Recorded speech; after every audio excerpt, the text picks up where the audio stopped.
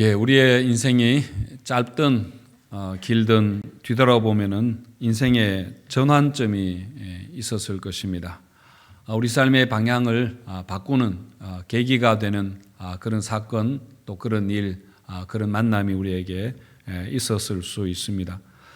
그 인생의 전환점은 우리에게 우연히 찾아오기도 하지만은 또 우리가 의도적으로 만들어가는 것이기도 하고 또 만들어 갈 수도 있습니다. 여러분들에게는 어떤 인생의 전환점이 있었고 또 어떤 전환점을 시도를 하고 싶은지요? 예수님에게도 이런 사역의 전환점이 있었습니다. 오늘 본문 누가복음 9장 51절 보시면은 예수께서 승천하실 기약이 차감해 예루살렘을 향하여 올라가기로 굳게 결심하시고 그렇게 했습니다. 예루살렘을 향하여 올라가기로 굳게 결심했다 했는데 예수님의 그 사역의 여정 자체가 바뀌기도 했지만은 그에 따라 사역의 내용이 바뀌기가 변화가 있게 됩니다. 누가복음 24장까지 있는데 크게 두 부분으로 나눈다면은 오늘 9장 51절에서 나누어집니다. 오늘 본문이 누가복음의 전환점이라 볼 수 있습니다. 지금까지 예수님이 계속 북쪽으로 올라가면서 사역을 하시다가 이제 남쪽으로 그 방향을 완전히 돌리신 것입니다. 그 목적지는 바로 예루살렘입니다. 이제 십자가를 지시려는 것입니다. 예루살렘을 향해 가시면서 예수님 사역의 내용도 변화가 있게 됩니다.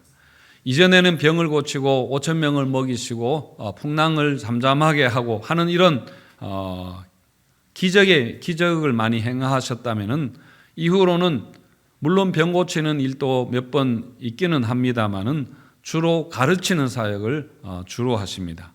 그리고 사역의 대상도 일반 군중을 대상으로 하기보다는 이제는 제자들에게 집중하는 제자 양육에 힘을 쓰면서 사역의 그 밀도가 굉장히 긴박해지는 그런 것을 우리가 보게 됩니다.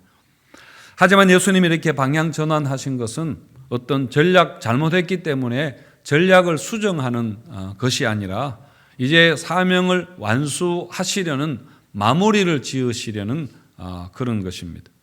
51절을 다시 보시면은 예수께서 승천하실 기약이 차감해 예루살렘을 향하여 올라가기로 굳게 결심하시고 그렇게 했습니다. 굳게 결심했다 하는 표현은 예수님의 고난을 예언했던 이사야 50장에 나오는 그 표현을 인용한 것입니다. 이사야 50장 7절에 보시면은 주 여호와께서 나를 도우심으로 내가 부끄러워하지 아니하고 내 얼굴을 부싯돌같이 굳게 하였으므로 내가 수치를 당하지 아니할 줄 아노라 하는 데서 나오는 말씀인데요. 내 얼굴을 부싯돌같이 굳게 하였다는 말이 바로 굳게 결심했다 하는 그런 말입니다. 무엇을 결심했는가 하면은 십자가를 지기로 예수님이 결심하신 것입니다. 십자가를 지는 것이 하나님의 뜻이었고 사실 그게 예수님의 사명이었기 때문입니다. 우리가 뭔가를 굳게 결심할 때 그 비장함이 얼굴에 나타나는 것처럼 예수님도 이제 이 하나님의 뜻에 순종하기 위해서 시선을 그 십자가에 고정하고 비장함으로 예루살렘을 향해서 걸어가셨을 것입니다. 예수님의 삶은 모든 면에 있어서 우리에게 모범이 됩니다. 그래서 삶의 목적에 사명 완수에 집중하시는 이것도 우리가 본받아야 할 것입니다. 그러니까 마지막이라는 관점에서 우리의 삶을 돌아보고 그리고 잘못되었으면 궤도 수정을 하면서 멋진 우리의 마무리를 준비하는 것이죠. 어제 제가 이 설교 준비하는데 우리 교회 최재호 집사님 이야기가 생각이 나서 잠깐 말씀을 드리려고 합니다. 아시다시피 아시는 분들 아시겠지만 최재호 집사님이 원래 군대 장교로 계시다가 소령인가 중령으로 예편을 하고는 고등학교의 교사가 되어서 학생들을 가르쳤습니다. 그리고는 이제 교사를 퇴직하고는 인생에 다시 한번 중요한 전환점을 그렇게 만드는데 바로 미얀마의 선교사로 가신 겁니다. 선교사로 지원하게 된 계기가 그 존 파이퍼 목사님의 설교를 듣고 그게 계기가 되었다. 그렇게 하던데요. 그 존 파이퍼 목사님의 인생을 낭비하지 마라 하는 그 아주 유명한 설교가 있습니다. 은퇴 후에 그 존 파이퍼 목사님의 설교가 은퇴 후에 바닷가에 그 별장을 짓고 거기서 조개 껍질이나 줍다가 조개 껍질 들고 주님 앞에 갈 겁니까? 아니면은 아프리카와 같은 곳에 선교하다가 주님 앞에 가겠습니까?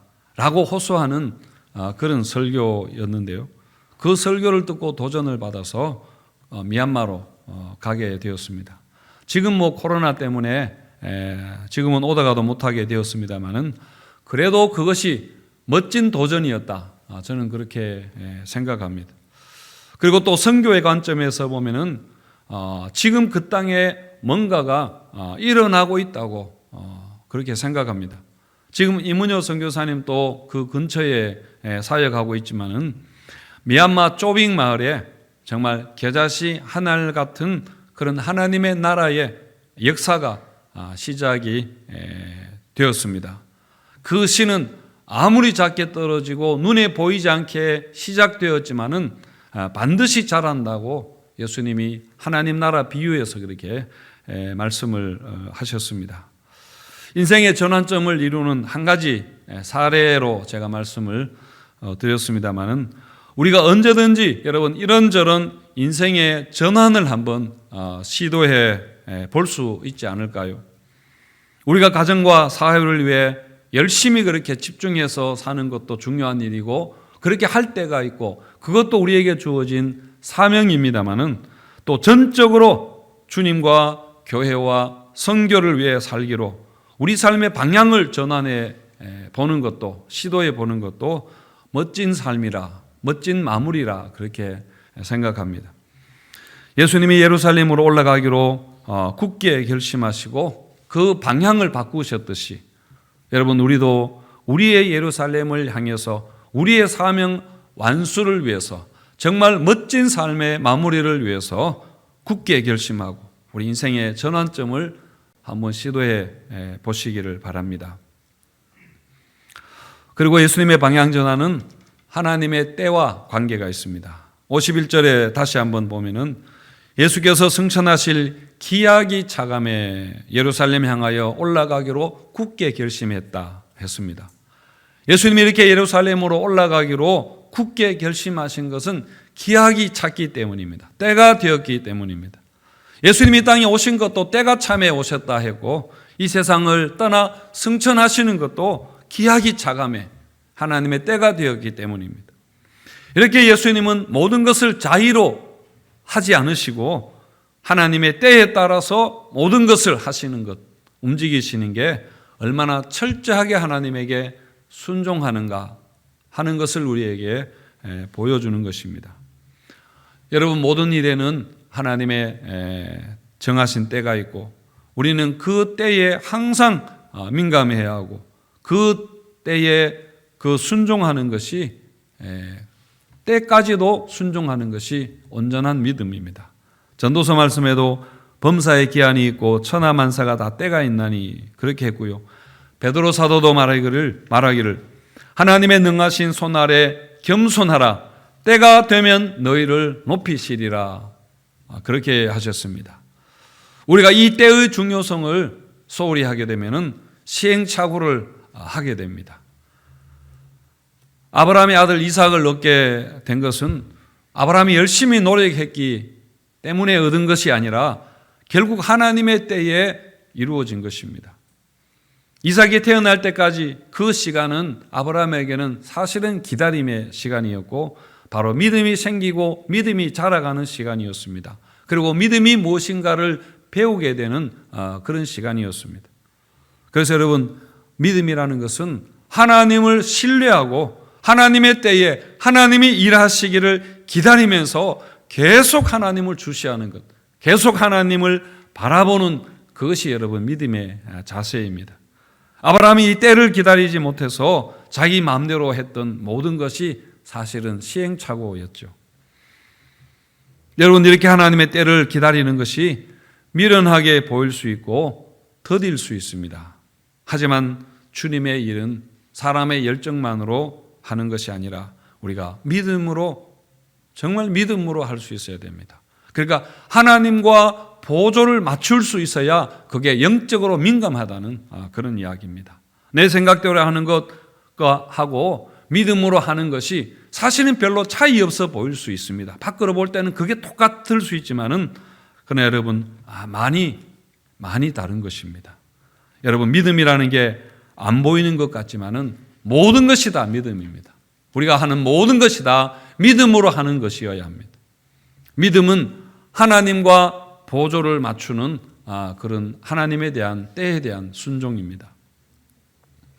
이렇게 하나님의 때를 기다릴 줄 아는 믿음이 있어야 되지만은 또 반대의 경우도 있습니다.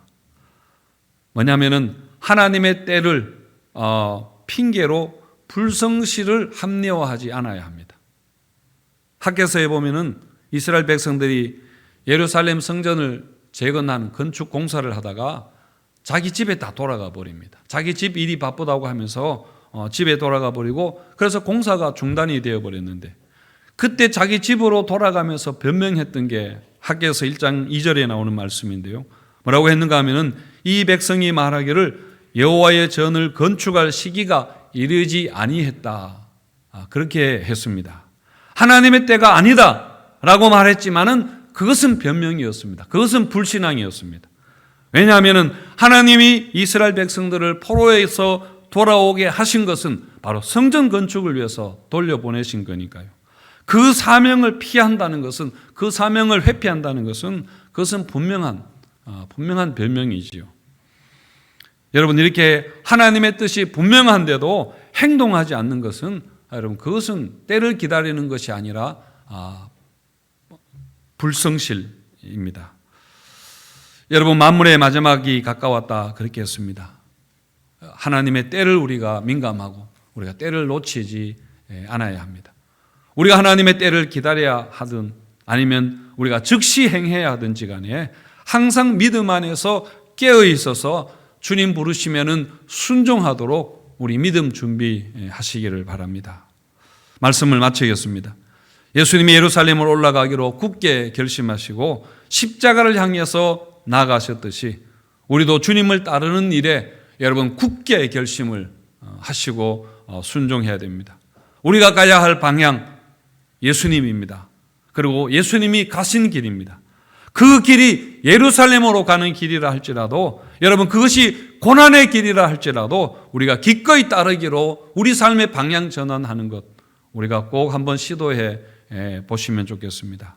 정말 우리가 이런 제자의 길에서 있는가 하는 것을 돌아보고 우리 삶의 방향을 과감하게 수정하는 그런 결단이 있으시기를 주님의 이름으로 축원드립니다.